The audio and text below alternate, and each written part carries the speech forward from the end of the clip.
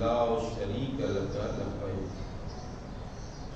آپ سب لوگ مل کے 3 بار اس تکبیر کو پڑھیے. اللہم لبیک لا شریک لک لبیک. اللہم لبیک لا شریک لک لبیک. اللہم لبیک لا شریک لک لبیک. اللہم تقبل منا انک انت السمیع العلیم. بسم اللہ الرحمن الرحیم. عید قرباں جو ہم اور آپ کے درمیان میں آئی ہے، یہ اس باپ اور بیٹے کے امتحان کی یادگار ہے جو خداوند عالم نے سخت ترین امتحان لیا. ابتلی اللہ ابراہیم الخلیل بذبح ولدہ اسماعیل فرأى فی المنام وهو بین الرکن والمقام انہ لولدہ ذاکر. جناب ابراہیم نے یہ خواب میں دیکھا کہ وہ اپنے بیٹے کو رکن اور مقام کے درمیان میں ذبح کرتا.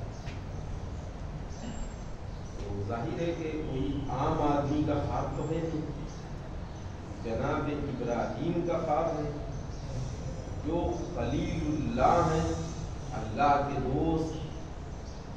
انہوں نے خواب میں دیکھا تو ان کے ضمیر کی بلندی یہ تھی کہ جناب ابراہیم نے اپنے بیٹے کو بلایا اسماعیل کو اور کہا یا ابنی، اے میرے لال، انی رأیت فی المنام، اے میرے صاحبزادے، اے میرے لخت جگر، اے میرے لال، اے میرے دل کے ٹکڑے، میں نے خواب میں دیکھا ہے کہ انی ذابح، میں اپنے بیٹے کو یعنی تمہیں جو ہے میں ذبح کر رہا ہوں. اگر حقیقت میں ہم اور آپ جیسا انسان ایسا خواب دیکھ لے تو شاید پورا خاندان ڈر جائے گا، ہے کہ نہیں؟ لیکن ابراہیم اپنے بیٹے سے کہہ رہے ہیں کہ یا ابنی، اے میرے لال، انی رأیت فی المنام، میں نے خواب میں دیکھا ہے کہ انی ذابح، میں ذبح کر رہا ہوں. فماذا ترى، تمہارا کیا نظریہ ہے؟ تو اب بیٹے کے ضمیر کی بلندی دیکھیے کہ بیٹا کہتا یا ابتاہ افعل کما تؤمر، بابا جیسا آپ نے دیکھا ہے ویسا آپ سچ میں کر کے دکھائیے. اللہ، کوئی بیٹا کہہ سکتا ہے؟ اور بیٹے کی بات تو دور ہے، کوئی باپ اگر یہ خواب دیکھ لے گا تو اپنے بیٹے سے پورے زندگی بتائے گا نہیں. اگر کوئی ہم اور آپ جیسا باپ اگر یہ خواب میں دیکھ لے تو پورے زندگی بیٹے سے بتائے گا نہیں. بیٹا تو بیٹا ہو سکتا ہے کہ اپنی بیوی سے بھی چھپا لے جائے، لیکن ابراہیم نے جب بتایا تو بیٹے کا کمال یہ تھا کہ بیٹے نے کہا افعل ما تؤمر، بابا آپ نے جیسا دیکھا ہے ویسا کیجیے.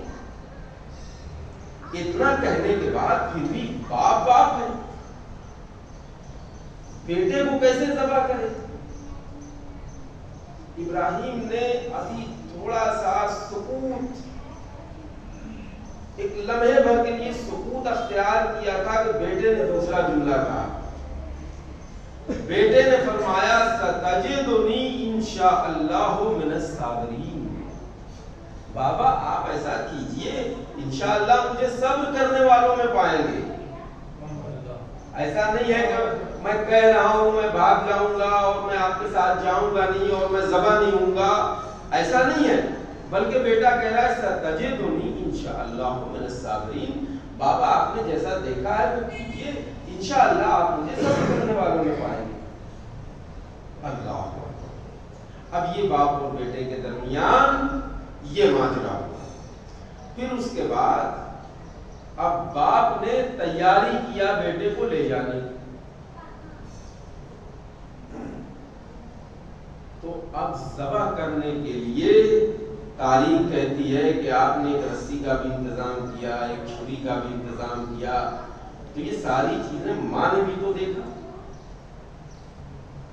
اور کچھ روایت کہتی ہے کہ ماں نے دیکھا نہیں اور لے کے چلے گئے، لیکن ماں نے نہیں دیکھا تو شیطان نے ماں کو بہکایا۔ معلوم ہے بیٹے کو ذبح کرنے لے گئے ہیں، شیطان کا یہ کام ہے، اس نے شروع سے یہ کہہ کے رکھا ہے کہ جب بھی کوئی اچھا کام ہوگا تو وہ کوئی نہ کوئی نقص و عیب نکالے گا۔ اب آپ کہیں کہ شیطان نہیں نکالتا، لوگ نکالتے ہیں، تو جو لوگ نکالتے ہیں ان کے اوپر شیطان کا ہی سایہ ہوا کرتا ہے۔ دیکھیے ہمیں کیا دیکھنا ہے، ہمیں پوزیٹیو پوائنٹ دیکھنا ہے، ہم اہل بیت کے چاہنے والے ہیں، بے شک ہمیں نیگیٹو پوائنٹ دیکھنا ہی نہیں ہے، بلکہ آپ کو بتاؤں سرکار دو عالم حضرت محمد مصطفیٰ صلی اللہ علیہ وسلم، آپ کی حدیث ہے کہ اگر تمہارے مومن بھائی کے اندر 99 برائیاں ہوں اور صرف ایک اچھائی ہو تو تم اچھائی کا تذکرہ کرو نا، برائیوں کا کیوں تذکرہ کرو؟ بے شک۔ اور قسم خدا کی آج اس خطبہ عید کے ذریعے سے آپ کو یہ پیغام دینا چاہتا ہوں کہ جس دن ہم نے اس حدیث کے اوپر عمل کر لیا اس دن ہمارے سماج سے نفرتیں ختم ہو جائیں گی، فسادات ختم ہو جائیں گے۔ کیا کہنے کہ کسی کو بھی دیکھنا ہو تو بھائی اس کی اچھائیوں کو دیکھو، اس کے کمالات کو دیکھو، کیوں برائیوں کے پیچھے پڑے ہو؟ جیسے میں ایک مثال دوں، آپ نے دیکھا کہ محراب بڑی خوبصورت بن گئی، تو آپ نے ایک نظر دیکھا اور آپ نے کہا واہ بھائی کوثر بھائی بڑی محنت آپ نے کی، امجد بھائی آپ نے بڑی محنت کی، آپ لوگوں نے اتنی جلدی اتنا اچھا کام کروا دیا۔ لیکن سب نے تو تعریف کی، لیکن کوئی ایک بندہ تھا جو غور سے دیکھتا ہی رہ گیا، غور سے دیکھتا ہی رہ گیا کہ کچھ ایسا دکھ جائے، کوئی ایسا نفس دکھ جائے کہ میں کہوں تو کہ یہ کیسے کرا ہے، یہ تو خراب لگ رہا ہے۔ ہوتی ہے انسان میں، اور جو شخص کمی ڈھونڈتا ہے، مولا کائنات امیر المومنین علی بن ابی طالب،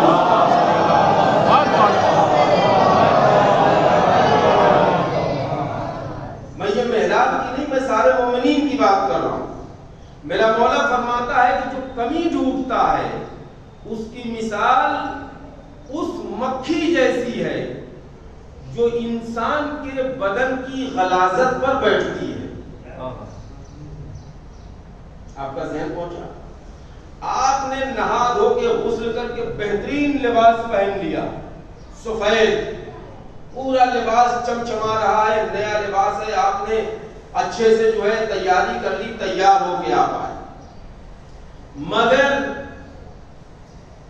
آپ کے کان کے نیچے ایک چھوٹا سا دانہ تھا جو پھوٹ گیا تھا، ہلکا سا خون نکل رہا تھا، مکھی کہاں بیٹھے گی؟ اور جو فرمایا پورے جسم کو چھوڑ دے گی مگر وہی گندی جگہ بیٹھے گی۔ تو مولا فرماتے ہیں کہ کمیاں تلاش کرنے والے کی مثال اسی مکھی جیسی ہے، اس کو ساری اچھائیاں نہیں دکھائی دیتی، اس کو ایک کمی دکھائی دینے لگتی۔ واہ واہ سبحان۔ اگر ہم اپنے مزاج کو ایسا بنا لیں، اگر ہم اپنے مزاج کو ایسا بنا لیں کہ لوگوں کے اندر اچھائیاں تلاش کریں نہ کہ برائیاں تلاش کریں، تو یہ جان لیجئے کہ ہماری سب سے محبت ہو جائے گی۔ بے شک دیکھیے آپ میرے جملے پہ غور کر رہے ہیں تو میں 2 منٹ میں جملہ بہت عجیب کہہ دوں اور آپ اپنے سینوں میں اتار لیجئے گا.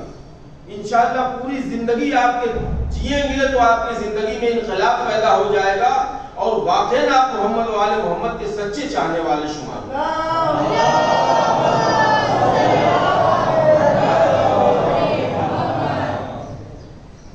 یہ بتائیے کہ ہماری زندگی کا سارا احترام جو ہوتا ہے وہ اسی نسبت سے ہوتا ہے.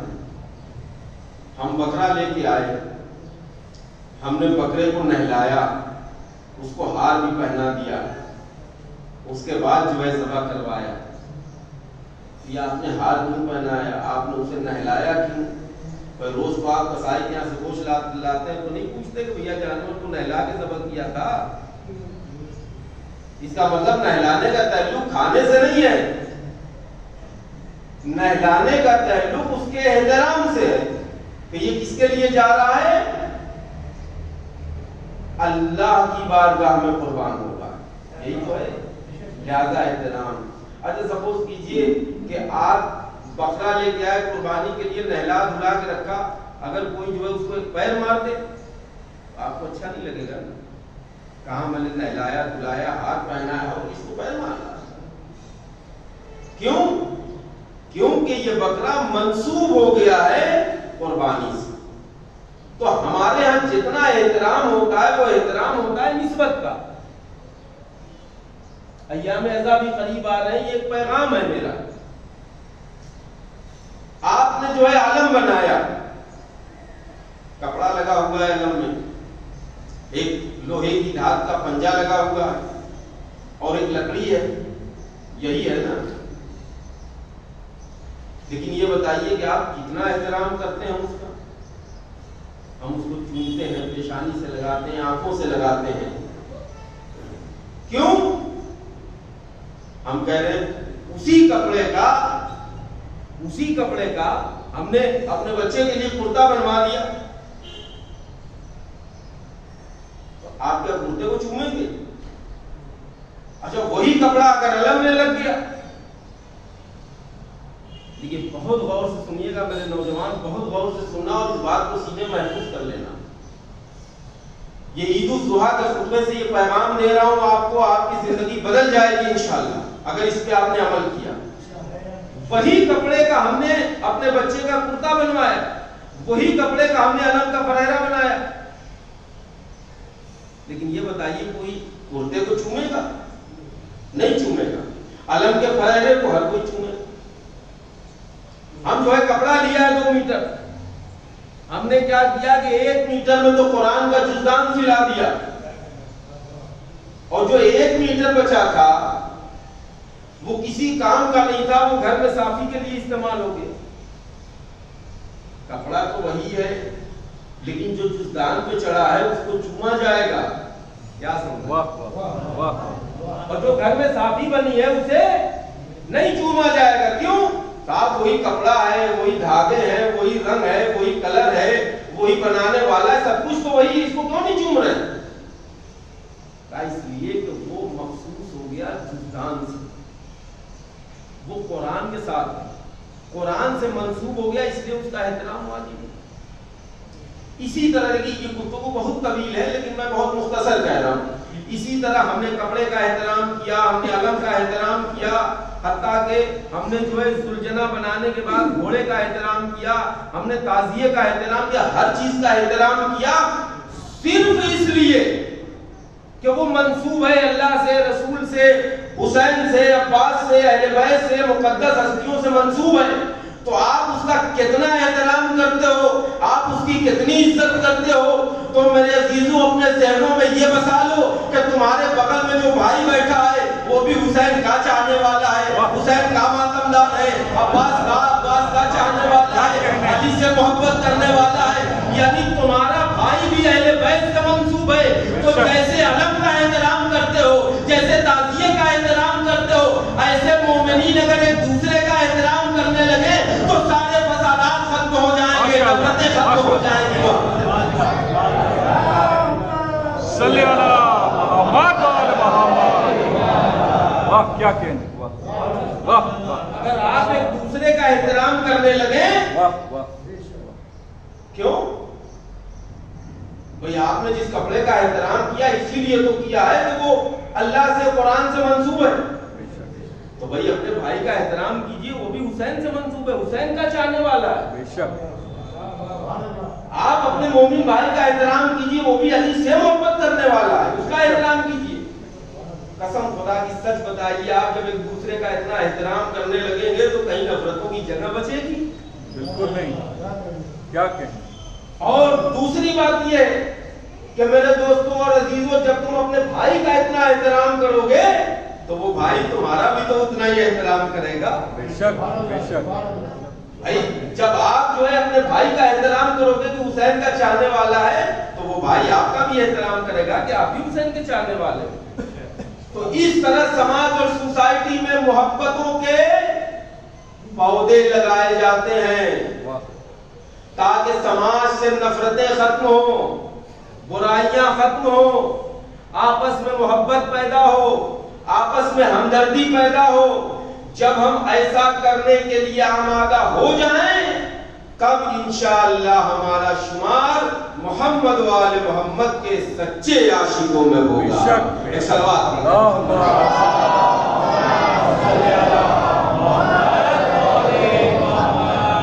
ये बहुत ज्यादा वक्त भी नहीं लेना है आपका, बस मुख्तसर सियासा ये पैगाम था।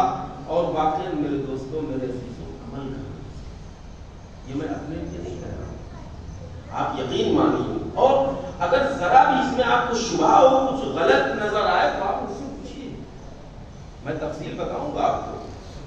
लेकिन सच में हमारी पूरी शरीयत इसी एहतराम पे बाकी है, इसी निस्बत पे बाकी है कि यही वॉलपेपर यहाँ लग गया, हम इसे चूमेंगे। क्यों? क्योंकि मस्जिद में लगा है, मेहराब में लगा है। और यही वॉलपेपर आपके घर के कमरे में लग जाए, कोई चूमेगा? नहीं चूमेगा। इसका मतलब सारा एहतराम निस्बत से होता है। तो मेरे अजीजों, सब अहले बैत के चाहने वाले हैं, सब हुसैन के मातमदार हैं, सब हुसैन के अज़ादार हैं। लिहाजा सब जब एक दूसरे का एहतराम करेंगे तो समाज में मोहब्बतें पैदा होंगी। तो जनाब इब्राहिम और इस्माइल की याद है ये कुर्बानी, ये बकरा भी मंसूब है अल्लाह की कुर्बानी से। लिहाजा जनाब इब्राहिम जनाब इस्माइल को लेके मिना के मैदान में पहुंचे। और ये जनाब इब्राहिम का खुलूस था कि आपने आंखों पे पट्टी बांधी, छुरी को हाथ में लिया, बच्चे को लिटाया। तारीख कहती है कि आसमान रोने लगा, परिंदे घबरा गए, जानवर सहम गए, हवाएं रुक गई, आसमान थम गया और जानवरों के बोलने की आवाज खत्म हो गई। सब हैरत के साथ देख रहे थे, अल्लाह ये क्या माजरा, इतने बड़े दिल वाला बाप तो आज तक कायनात ने देखा ही नहीं। लोग तहज्जुब कर रहे थे जनाब इब्राहिम की ज़ईफ़ी पर और जनाब इस्माइल की कमसिनी पर, मगर चूंकि रुकन और मकाम के दरमियान का ख्वाब था और एक मासूम नबी का ख्वाब था, लिहाजा इब्राहिम ने छुरी निकाल के इस्माइल की गर्दन पे रखी और छुरी चला गई। मगर अल्लाह की कुदरत खास और इब्राहिम और इस्माइल से मोहब्बत कि अल्लाह को इस कुर्बानी को आम करना था, लिहाजा अल्लाह ने एक बकरा भेजा, एक दुम्बा भेजा और वो दुम्बा ज़बह हो।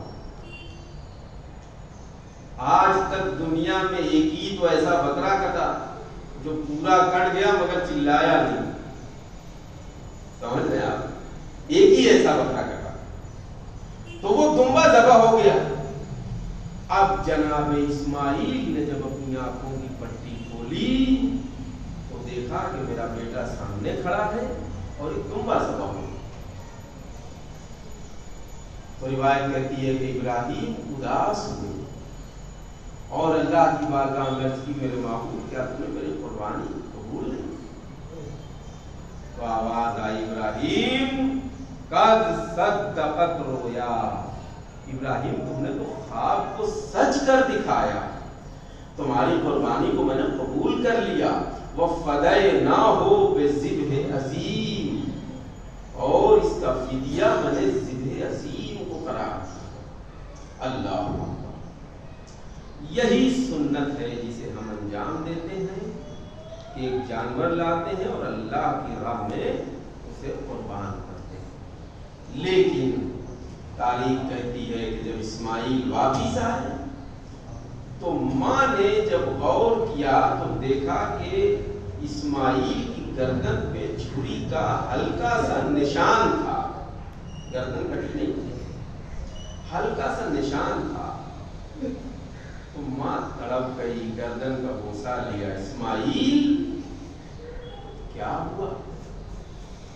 इस्माइल ने सारा माजरा बताया, लेकिन अल्लाह हम तो करबला के चलने वाले हैं, हमें माँ बेटे का ये मंजर देख के करबला का मंजर याद आ जाता है, क्योंकि हम हुसैन के चाहने वाले हैं ना।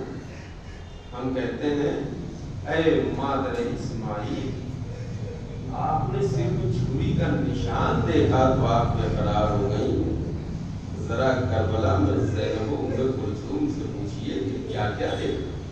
अल्लाह। तो उसी कुर्बानी की याद में ये ईद कुर्बा मनाई जाती है। आप खुशी के साथ आपस में गले मिलिए, मोहब्बत से एक दूसरे को ईद की मुबारकबादी दीजिए, बच्चों को जो है वो ईदी दीजिए, एक दूसरे के साथ जो है खुशी मनाइए, और कोशिश ये कीजिए कि हमसे किसी तरह का कोई गुनाह सरजद न हो।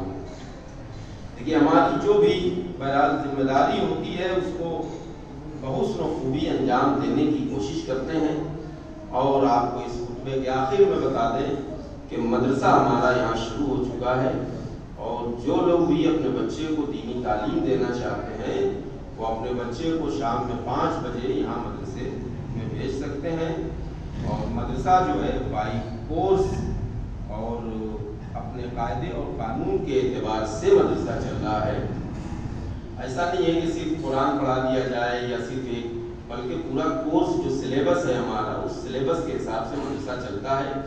मसलन एक बच्चा है जो पूरी कुरान खत्म कर चुका है, लेकिन हमारे पास जब वो आएगा और जब उसको बाई कोर्स हम देखेंगे तो हो सकता है हमारे यहाँ वो फर्स्ट के ही लायक, क्योंकि उसे उर्दू पढ़ना नहीं आती होगी, उसे दीनियात नहीं आती होगी, उसको कुरान मजीद के सूरे नहीं याद होंगे मसलन। तो बाई कोर्स और बाई सिलेबस जो है वो इसमें पढ़ाई होती है दीनी। लिहाजा आपको कोशिश कीजिएगा अपने बच्चों को भेजिए। आखिर में मैं दुआ करता हूँ कि मेरे महबूब जिन लोगों ने भी इस इमारत के लिए मेहनत व मशक्क़त और जद्दोजहद किया है, इब्तिदा से लेके अब तक, उन सब की दिली ख्वाहिशात को पूरा कर दें।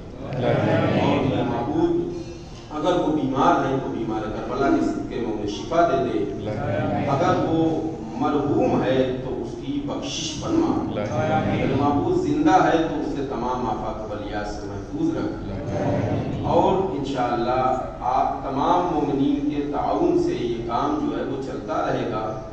बल्कि ये इमारत देख के हमारा तो एक ये भी नज़रिया है कि मोमिनीन का साथ रहा तो इंशाअल्लाह यहाँ पर एक इंग्लिश मीडियम स्कूल खोला जाएगा। ये ख्वाहिश है हमारी कि इतनी बड़ी बिल्डिंग है तो एक इंग्लिश मीडियम स्कूल खोला जाए और उसमें अपने कौम के बच्चों को बहुत कंसेशन के साथ पढ़ाया जाए, अच्छे से अच्छे टीचर रखे जाएं ताकि हमारी कौम के लोग जो है इसका फायदा उठा सकें। देखिए, मिजाज ये बनाइए हम कि आप जो है हमें मदद दीजिए और आप हमसे मदद लीजिए। जो मदद आप कर सकते हैं वो आप कीजिए, जो मदद हम कर सकते हैं वो हम करें। तो उसके बाद जब इस तरह से हमारा मिजाज हो जाएगा, बच्चे आज जो है मदरसा चल रहा है, 15, 16, 17 बच्चे हैं, हो सकता है इंशाल्लाह आप लोगों की दुआ रही तो 3rd फ्लोर पे हो सकता है कि इंग्लिश मीडियम स्कूल खुल जाए। तो ये वो खिदमात हैं, अब जिन लोगों ने इसमें ताउन किया है वो बेहतर जानते हैं। आप यकीन मानिए कितना बड़ा सवाब जारिया है, जब तक ये इमारत रहेगी उन्हें अजर सवाब मिलता है, क्योंकि दुनिया में यही एक ऐसा रास्ता है, ये LIC والا فکسڈ ڈپوزٹ نہیں ہے، بلکہ یہ لائف ٹائم والا فکسڈ ڈپوزٹ ہے۔ یہ اس کا اجر و ثواب آپ کو اس وقت دیا جائے گا جب آپ کا ہاتھ بالکل خالی ہوگا، آپ محتاج ہوں گے۔ جب پوری دنیا کے ہاتھوں میں کچھ نہیں ہوگا تو آپ کے ہاتھوں میں بہت کچھ ہوگا۔ یہ ہے راہ خدا اللہ۔ لہذا ہمیں کوشش کرنی چاہیے کہ ہم اپنی طاقت و قوت کے اعتبار سے جس طرح سے ہم اپنے سارے اخراجات کرتے ہیں اسی طریقے سے ہم امام زمانہ کو بھی پارٹنر بنائیں۔ ہم جو ہے اس امام بارگاہ کا بھی جو ہے ایک خاص حصہ رکھیں کہ جس طرح ہم اپنا پانی کا دیتے ہیں، لائٹ کا دیتے ہیں، ٹی وی کا دیتے ہیں، موبائل کا دیتے ہیں، ریچارج کا دیتے ہیں، سب دیتے ہیں، اسی طرح ایک اماؤنٹ جو ہے آپ امام بارگاہ کو بھی دیجئے تاکہ جو ہے یہ امام بارگاہ تمام مومنین کے لیے اور زیادہ سے زیادہ آسانی پیدا کر سکے۔ ایک صلوات پڑھتے ہیں محمد